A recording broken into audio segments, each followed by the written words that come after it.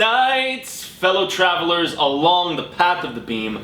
I am known on this level of the tower as Jaime and Fuego, and if it please you, join me here for a bit of palaver on Hail to Stephen King, baby. That is right, a show that I do twice a week here on the horror show. Bienvenidos and welcome. As you can see by all of the books beside me, Sai King is my favorite author ever. I have a lot of others that I enjoy, but he is at the top of the tower, totem pole, hill, whatever the hell you want to describe it as, and I'm so very glad that you are joining me here for the first episode of the show since I got done doing this arduous Dark Tower coverage where I basically talked all about the music from the entire magnum opus from El Rey, and then also did a video just discussing all of the music that it has inspired. So that was it was quite the task, but it was very fulfilling, it was very fun, and hopefully a lot of you got to check that out. So this is me for this episode, going to be jumping into a new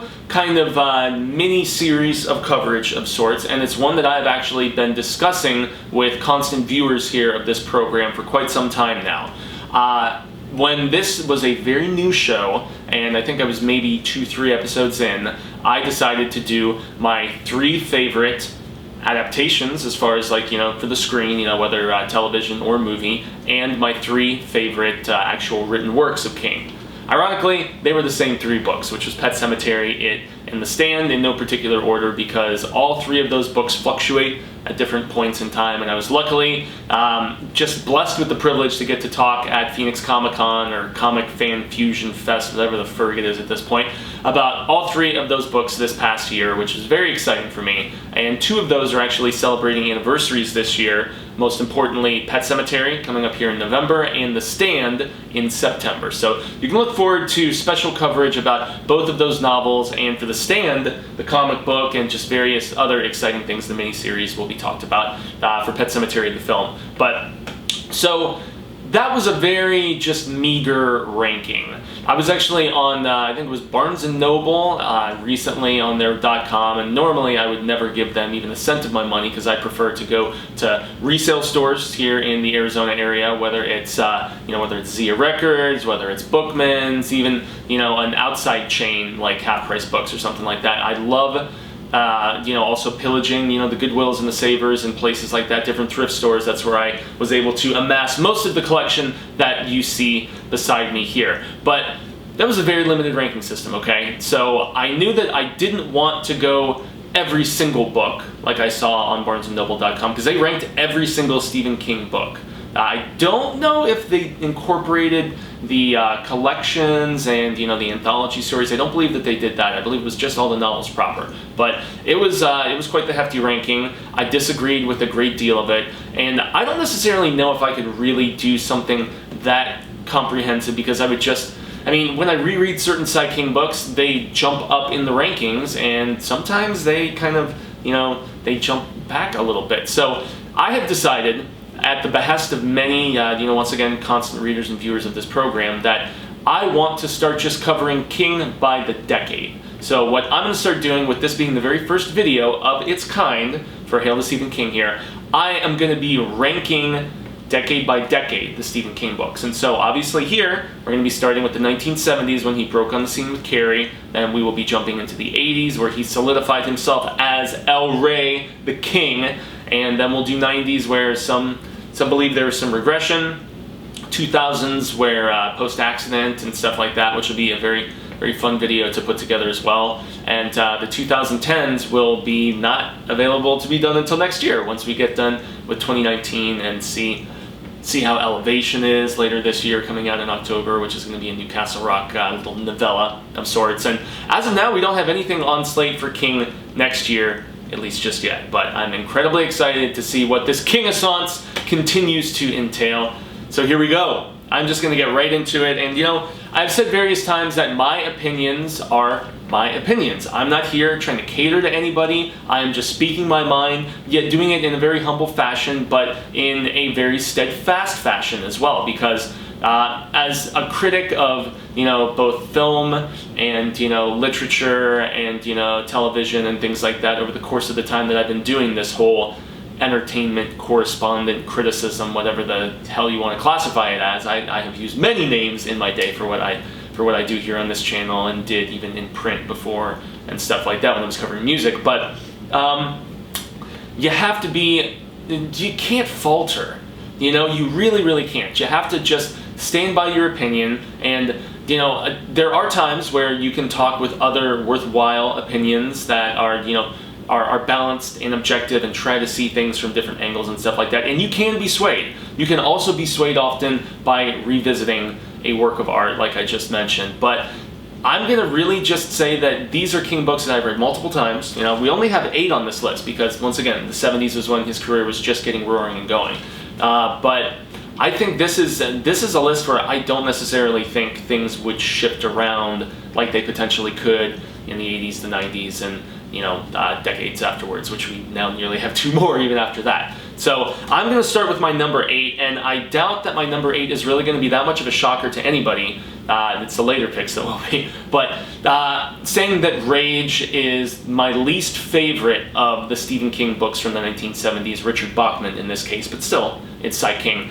That doesn't mean that I think this is a bad book, but this is a book that had a lot of controversy associated with it. First and foremost, when it was initially released and revealed as being a Sai King book. Nobody really found this out until later on when, you know, the curtains were pulled back and everybody found out, oh, you know, King is Bachman. But it's the only novel of his that, you know, he kind of owned up to the fact that it's got some themes that really just glorify negative behavior instead of just putting it in front of you and leaving you to just kind of figure things out yourself and, you know, pronounce your own judgment. This is one that I think really glorifies a terrible act. And that's why, you know, when you see right here, 4 early novels by Stephen King, the Bachman books, in later publishings of the Bachman books, and I was just talking with the wonderful, you know, just longtime supporter of the show, Ms. Eva, about this just the other day. You know, there's a reason why he took this out in later in incarnations of it, and it's really, as he's gone on record to say, the only book that he regrets. You know, and that is because it is about this student in high school who takes his class hostage, and he has a horrendous mean streak. He has a very killer sarcasm about himself. And I do feel like, in contrast with some of the things that we saw in other short stories or novellas, for instance, one that comes to mind would definitely be, oh goodness, adapted by Bryan Singer. Why is it totally eluding me at this particular point? Brad Renfro, Apt Pupil. But yeah, in contrast with the ending of that, where some things go really extreme in the book especially, compared to the film, and even in something like Road Work, where somebody is just kind of going into that full-on rage based on circumstances, and when there's shootings and things like that being involved, it's my least favorite, not because of the fact that it's bad literature, but because, once again, in the fact that I don't think it denounces the acts of this protagonist the way that it necessarily should. One of my white whales, well, actually a few of my white whales that I still have left, and there's only a couple in my Sai King collecting. The ones that I really need to just get are the paperbacks of Rage.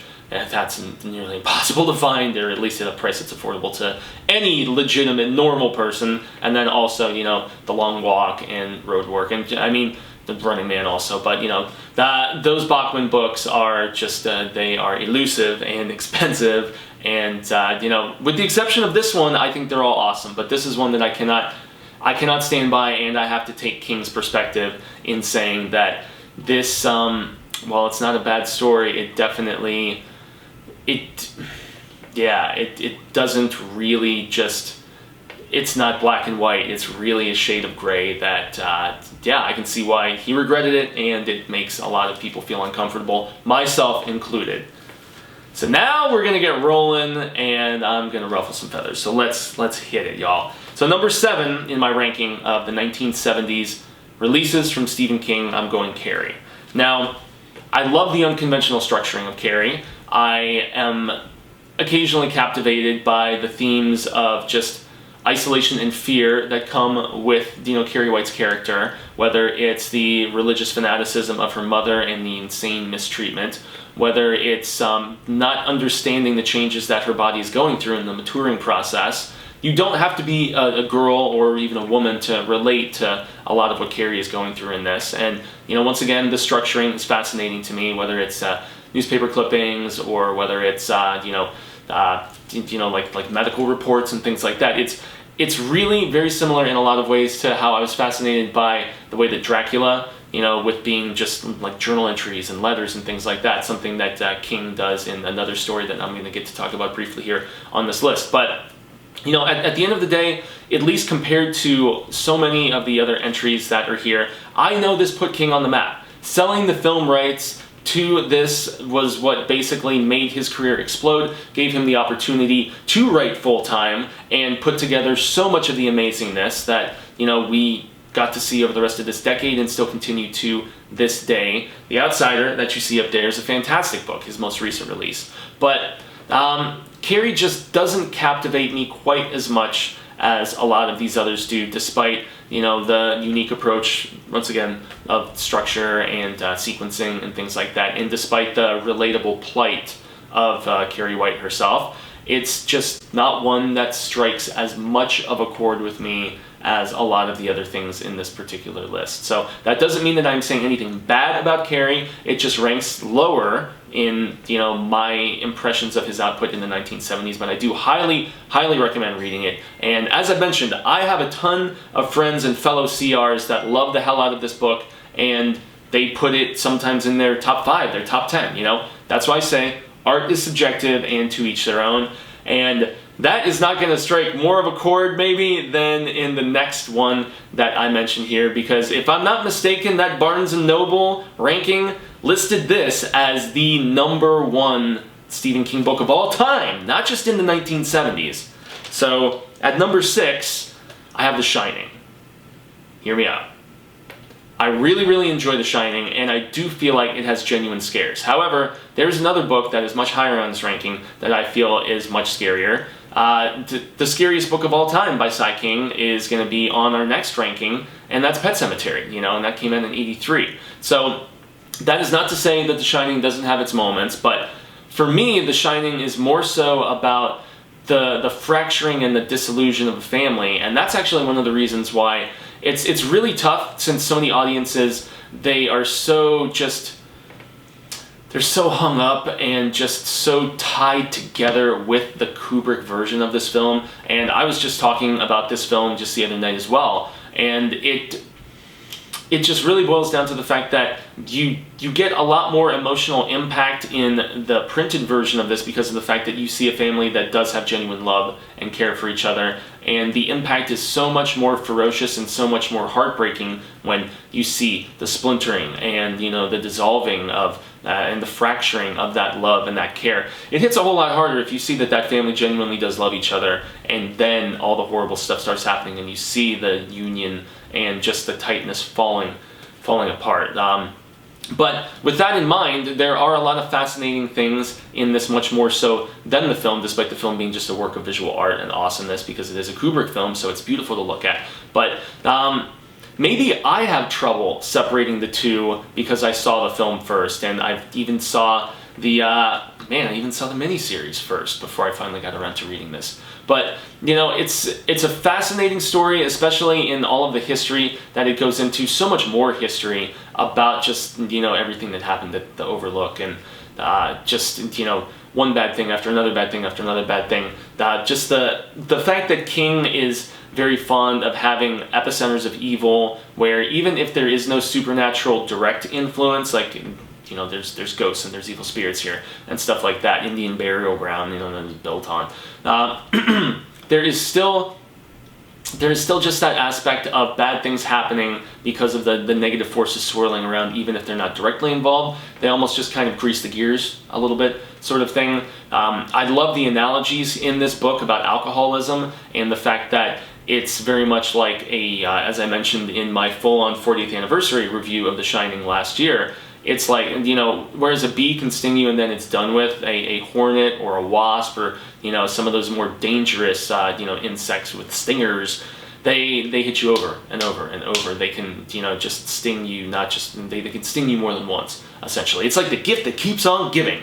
And so while I do enjoy a lot of these themes explored in this, and I am heartbroken, and it is very tough to see just the, you know, once again, the disillusion of the family in this, I am at least more captivated by other stories on this list. And so, once again, to each their own, and you can brutalize me in the comments below if you think that The Shining is, you know, one of his top 3 ever, if not the best of the 1970s by Sai King. But I don't know, it's probably an unpopular opinion, but I like Dr. Sleep better. They're working on an adaptation of that. Ewan McGregor as the grown-up Danny Torrance, you know, man, Rose the Hat and the True Knot, there's such great villains, and the fact that there's more of a true clear-cut villain instead of the, you know, just, I don't know, some people probably are more scared by just the evil energy that surrounds, you know, this hotel, this resort place, but yeah, I don't know. The Shining just doesn't do it for me like it does a lot of other people. Let's jump into number 5. Number 5 is another Bachman book, and I'm so glad that it is finally, presumably, on the verge of adaptation. I guess Frank Darabont, from what I was reading, had the rights to this for the longest time, and it finally lapsed, and so it has been scooped up by another writer in studio. And my number 5 is The Long Walk, another Bachman book, and this is like dystopian craziness, and I just adore it. It's basically in a lot of ways like The Hunger Games in some way before, you know, that, or Battle Royale, or, you know, even similar themes that we have in The Running Man, you know, of just the dog-eat-dog kind of. In this, it's not so much kill or be killed, but it's definitely very much a just ignore and just soldier on, because, you know, even though you can make friends and you can have camaraderie and stuff like that, The Long Walk is about a group of, you know, teenagers basically that are all on a mission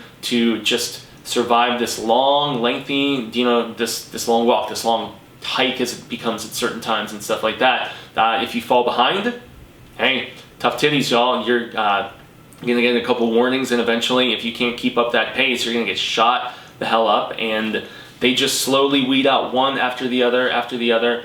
I love when King writes dystopian. I love when he writes in the not too distant future. The Bachman books did have much of a darker tinge to them, but I must say that this is really the one, especially with just the relationship between some of the you know, boys here, the teenagers that, you know, just become friends and kind of they almost ally with each other, but like not completely. There's still, in a few cases, you know, sitting in the back of their heads, you know, what to do in certain scenarios and things of that nature. But this is where I believe King laid the groundwork for eventual works like The Body, you know, which became Stand By Me, and also It, and Hearts in Atlantis, you know, specifically the short story Hearts in Atlantis, about all of the college students playing hearts, all the freshmen doing that. And even a book like Joyland, you know, this is where I feel like King wrote kids for the first time very, very well, you know, just the ensemble of young children and young boys specifically. And I feel like this was where he really was reaching into his own childhood, but yet giving it that awesome futuristic spin. And I love when science fiction and like thriller, horror, just motifs and dynamics really culminate together. And this book is heartbreaking. I can't wait to see it adapted for the big screen. It's long overdue. Everybody thought for the longest time that since it involves children and the death of children, you know, I don't know, these are like young teenagers in this, and so, well, it's definitely gonna rub some people the wrong way. I adore The Long Walk, and if y'all have not read this, I don't know, I would hope you can see the merit of why I at least personally put it ahead of something 100 million times more iconic across the world, like The Shining, and even like Carrie. You know, I stand by this pick. I personally, I'm not necessarily going to say that it's better, but I enjoy The Long Walk more than The Shining and Carrie. So there you go. There you have it, y'all. Let's jump into number 4. That's right, number 4. this might be my favorite Castle Rock story. It is the first Castle Rock story. It is what started the little growing King universe that became just his thing in a lot of ways. You know, the interconnected storylines, the characters who cross paths with others from previous tales.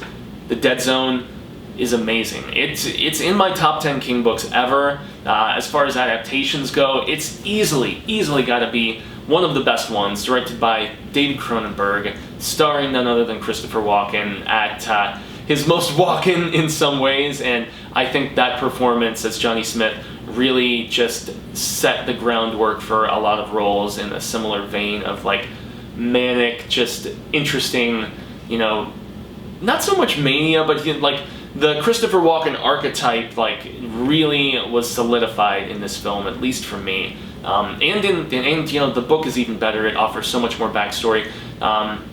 In others' tales with like him going to Phoenix and all this other stuff, it expands on the election stuff and, you know, just the history of this rising politician who is going to orchestrate something horrendous. I love this book so much because of the sacrificial aspect that is entailed with it, and I'm not going to say, you know, what sort of sacrifices must be made, whether it's of friendship, of love, of life. You know, there's death in this book. There's a killer that, you know, Johnny is originally helping to capture, and then in the third act of the book, you know, because there's essentially the accident and the recovery, there is the hunting of the killer, and then there is the rise of this politician who is going to do something terrible, is the premonition that Johnny gets. And there is just something so noble in all of the things that his character does. And, you know, he had, like any normal flawed individual, he second guesses and he questions and he doubts himself, and yet he still pursues in the face of, you know, just the disillusionment he often feels, in the pain that he's in. And Johnny Smith for me is, I mean, he has inspired songs and lyrics that I've written, you know, and if I was to say one in particular, it was with my very first band, you know, Relic, which was basically killer spelled backwards, R-E-L-L-I-K, my very first metal band. It was one of many names that we had. Apotheosis was another one, which is a favorite word of King's. I Lie, I mean, yeah, but basically that band, we had a song called, well, I can't say. Well, you know, spoilers. It's called A Sad Departure for a Valiant Fighter, and it was very much inspired by Johnny Smith and everything that he does in this. And, you know, departing from the battle, departing from this world, I'm not going to specify, you know, what, or just, you know, walking away from helping others because you know that maybe you're overstepping your boundaries. I mean, there's just so many facets to this book. God, it's so tremendous.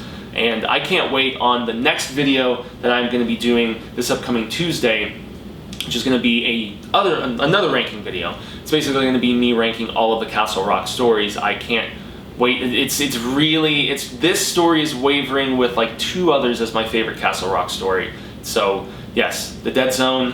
If you haven't read The Dead Zone, man, oh my lord. Amazing. So now I'm going to go into my number 3. Number 3 is not a novel proper, but it has some of the most iconic Stephen King stories ever. The bass player of one of my favorite Arizona bands, they are a kind of a country hard rock type fusion. There's some punk influences, and they're called Hogjaw. If y'all have not checked out Hogjaw, they are incredible. Once again, based here in Arizona. Man, Rolling Thunder is one of my favorite songs by any Arizona band, like ever. Yeah, Elvis Hogjaw, he's the bassist. He was also in a band called N17, which was pretty dope. They were more of like an industrial type band. But him and I, just like various other constant readers, you know, that I've mentioned on this show, mentioned Eva earlier. Nick is Nick Robb. I mean, God, I have connected so wonderfully with so many of these constant readers in the last couple weeks, especially on the Hail to Stephen King Facebook group. If you are not a member of the Hail to Stephen King Facebook group, I mean, there are so many new members jumping on there. You know, there's lots of people I've been acquainted with for a while, like Consuela, like Mark Pearson. I mean, shout out Mark Pearson, man, to you and your recent cumpleaños, your birthday, sir. Got to give you a shout out, and I'm going to get to your question very soon about what kind of book I would like to see Sai King write. But So I'm talking with Elvis, Elvis Hogjaw, and he brought to my attention the fact that the first thing that he ever read by Sai King was Night Shift. Night Shift is my number 3. Sorry, I was getting I was straying and meandering. I've been told I don't meander on this program. I think I do from time to time, and I just did, down that rabbit hole with Alice. But Night Shift, man, I'm telling you, this rightfully so is my number 3. This might even be in the running for like a number 2. But, you know, number 2 is something different. But some of King's most iconic stories dwell within this tome, okay? One of the first things I ever read by Sai King, actually. So if we're going to jump over here, sorry, Pet Cemetery, I don't want you falling off over there. But, I mean, check that out.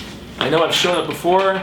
Yeah, Night Shift. I found this at a Goodwill long before I found the hardcover, very nice version that I have over there. But seriously, y'all, when I first bought this, and it has this written inside, check it out, you can see. Boy, I hope you can see. It says Demon Within, if you can't see. When I opened up this book and I saw that it said Demon Within, I was like, oh my God, what have I got myself in for here? But it's got some of the best things as far as short stories go that King has ever written. For me, his best collections of shorts are this and Just After Sunset. But, I mean, this has Salems Lot. This has a favorite of many, Graveyard Shift. It has, man, The Mangler, which, while the movie with Robert Englund, directed by Tobe Hooper, not so good. I'm about to do a retro review of that with Cecil coming up very soon, because I have more films that forgot the face of their father, including the 2 sequel and prequel to The Mangler that I need to get to. But boy, this has Gray Matter, which is one of my absolute favorite Sai King shorts. Sometimes They Come Back, which is so much better in the print form than in the filmed form, but still not bad. The little TV version was pretty good. Children of the Corn is in this. One for the Road, which is kind of like an epilogue of sorts to man, the next novel that I'm going to mention here. But man, if you have not checked out Night Shift, it is so damn good because of the fact that if you just want to experience King in like little bites of horror, you can basically like pick this up and read one story a night, and you'll have like the next couple weeks like just taken care of. You know, just sit down on your couch, or you know, like sit propped up in your bed and don't fall asleep with your glasses on and break them like I tend to while I'm reading late at night, and you know, the lights are dim and so on and so forth, and I'm alone in the home and it's very creepy and spooky, especially as I'm reading stuff like this. But yeah, Night Shift, amazing.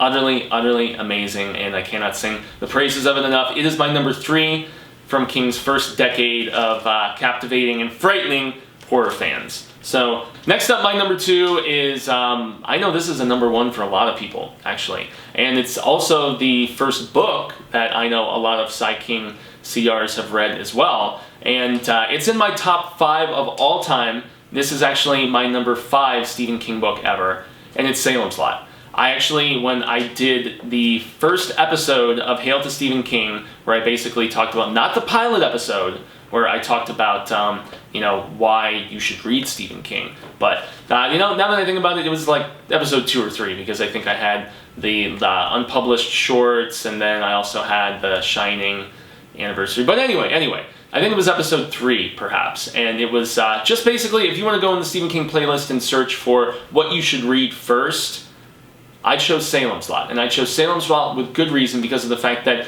it's not super short like Carrie. It's more of a traditional novel in its structuring and in its writing and stuff like that, but it is also, for me, scarier than The Shining, way scarier than The Shining. It's up there for me with, it bites on the ankles of Pet Sematary a little bit. Salems Lot is genuinely frightening at a lot of instances. The fact that it was inspired by Dracula when King was teaching an English class, it was either an English class or a lit class. I think it was when he was still doing some high school teaching, but he rediscovered his love of Dracula, and he decided he wanted to do his own updated spin on it.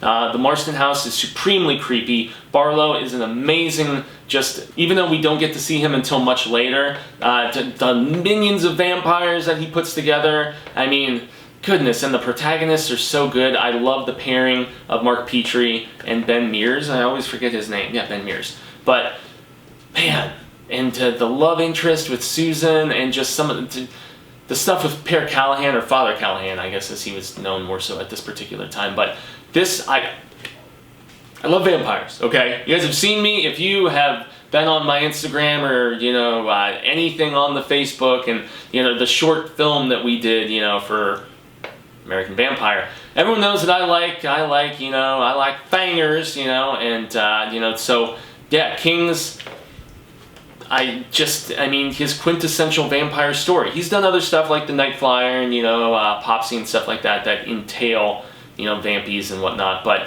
this is just, it's gold. It's, or silver in this case, you know, it's silver to kill vampies. But yeah, man, I love Salem's Lot. It's one of the most genuinely creepy things. It has some of the most unsettling scenes that King has ever written, and that is my number 2, y'all. I guess I should put Night Shift back on the shelf. Opposed to just holding on to it the whole stinking time. But, and I guess my number 1 goes without saying. You guys all know what it is through process of elimination. It's in my 3 favorite King books of all time. It's been number 1 at times, it's been 2, it's been 3. I'd say after this year's reread, it's probably sitting at number 2, but it's nearly impossible. It's probably, can I just say tied for number 1? A 3-way tie for number 1 between it and between Pet Sematary and between The Stand. The Stand is Stephen King's best work from the 1970s, by far, without a doubt.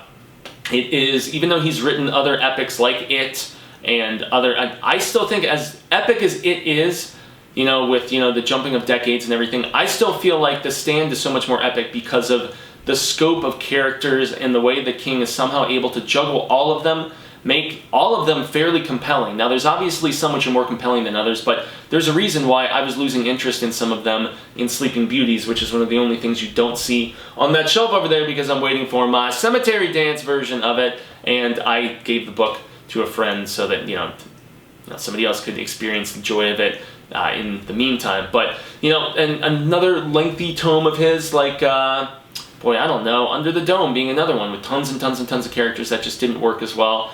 As much as I love the Tommyknockers, I wasn't as compelled by the minor characters or supporting cast. That really boils down to, you know, Bobby and Card. So, but The Stand somehow is able to have all of these different cliques and subcircles and affiliations, especially early on where everybody is splintered before they all start coming together. There are so many main characters in The Stand, and yet he makes all of these this very large major cast of characters, he makes them all compelling, even though I may like a Larry Underwood a lot better than a Stu Redman. Even minor characters like, I mean, you know, Glenn Bateman, and I mean, geez, or even Harold. I love The Stand, man. I just adore it so much. And we are talking about, you know, the forces of good and evil mobilizing, and, you know, shout out to Colorado, you know, and Boulder. And to, you know, and obviously to, you know, on the opposite side of the spectrum, Sin City, and where the forces of Flag and, you know, just the ultimate evil were gaining steam and stuff like that. And with my religious upbringing, I just have to say that this spoke so much to me, you know, and Mother Abigail, you know, bringing music from the air and water from the rock, and God Almighty, I love The Stand, and I would never dissuade anybody from reading The Stand, unless they were in the middle of reading the Dark Tower series or something like that. Then I would say, hey, if you're like already this far, just hold off and, you know, read it some other time once you've finished. You've come so far. But, so that is my ranking of the 1970s Stephen King books, guys. So just to ruffle feathers one more time and reiterate everything, we have Rage at number 8, the Bachman book. We have Carrie at number 7. We have The Shining at 6. I'm going to get so much shit for that. The Long Walk at number 5. The Dead Zone at number 4. Night Shift is number 3, although it's neck and neck with Salem's Lot at number 2. But by far, by a large margin, The Stand is Stephen King's best work of not just the 1970s, but it's in the best things he's ever done, if not the best thing he's ever done. My opinion changes on this one, as I've said, but it's always right there. Right there at the top of the tower. So I can extend a grande gracias to all of the constant readers, the people who are so supportive of this show. Say thank you. I love the hell out of you. And if you want to follow me on all social media sectors, I am on as Jaime and Fuego, Twitter, Instagram, Facebook, YouTube's. Please be sure, if you have not subscribed to the horror show here, some people just jump on and watch these videos and they're very supportive, but they forget to subscribe. Or if you subscribe, you forget to ring the bell. Ring that bell! Because you want updates about when the new Sai King coverage here on Hail is coming out. You want to know when we have reviews of stuff coming up like The Predator and The Nun and all of the awesome, the new Halloween movie. You want to know when we're tossing out new coverage from Mad Monster, which we did last week. Sorry everybody that you didn't get a Saturday episode of Hail to Stephen King because we were so busy with that convention. So much exciting stuff went down there. We have a full retrospective, just best and worst of Tales from the Crypt that myself and Jason Smith from Sinister Cinema Reviews got to do, which was a blast. I look forward to all of you getting the chance to check that out. It was an amazing convention, and it's one that I cannot sing the praises of enough. But you need to ring that bell, y'all, so you get all the notifications about any time we put our 2 to 3 new episodes a day up on this channel. And yeah, I guess that is about the extent of it. Look forward to my next video, which is going to be available on Tuesday and be a ranking of, that's right, the Castle Rock stories. And then we're not sure if the reviews of Castle Rock, because we're going to be reviewing Castle Rock episode by episode. Myself and Cecil have been in constant dialogue about this, and we haven't decided if it's going to be, you know, Hail episodes or if it's just going to be its own separate thing, kind of like what we've done in the past with when we covered 11/22/63, which is also on Hulu on my channel, or if it's obviously going to be here on the horror show. It's not going to be on Infotainment. But yeah, I don't know if it's going to be just me or if it's going to be everybody together or what, but stay tuned for those. This upcoming Wednesday, you are going to get to Wednesday the 25th, I believe it is. You're going to get the opportunity to see the first 3 episodes on Hulu, and then from there on out, they're going to be just hitting one after the other after the other. I'm cautiously optimistic about this series, but still very excited to get to watching it. So yes, many other fun episodes coming in the coming weeks, and in the month of August, we've got, boy, so much from Mr. Mercedes coming back for its 2nd season. I'm going to be doing a 1 year later, the Dark Tower movie revisited, and I'm really scared about that. But I'm also going to talk about the supplemental features and just try to look from a more objective perspective at that film. I can't guarantee anything, but so yeah, that's some other stuff to look forward to in the near future. But I'm meandering again, so I'm gonna pull the plug on this and once again extend a grande gracias. And until the Wheel of Ka comes around once more, hasta luego, sin amigos. That's right, like cinema. Sin amigos, yes, it's not sin amigos, it's not minus my friends, you are all my cinema amigos. I don't know, I'm just a silly dude named Fuego. But yes, I hope we have been well met. I hope we get to see one another sooner rather than later. And until that Wheel of Ka comes around once more, remember, stay scared and read Stephen King. And read, you know, what you want. If you want to read The Shining and Carrie instead of The Stand and Salem's Lot and Night Shift in the Dead Zone or The Long Walk, that's fine. But please, read Stephen King.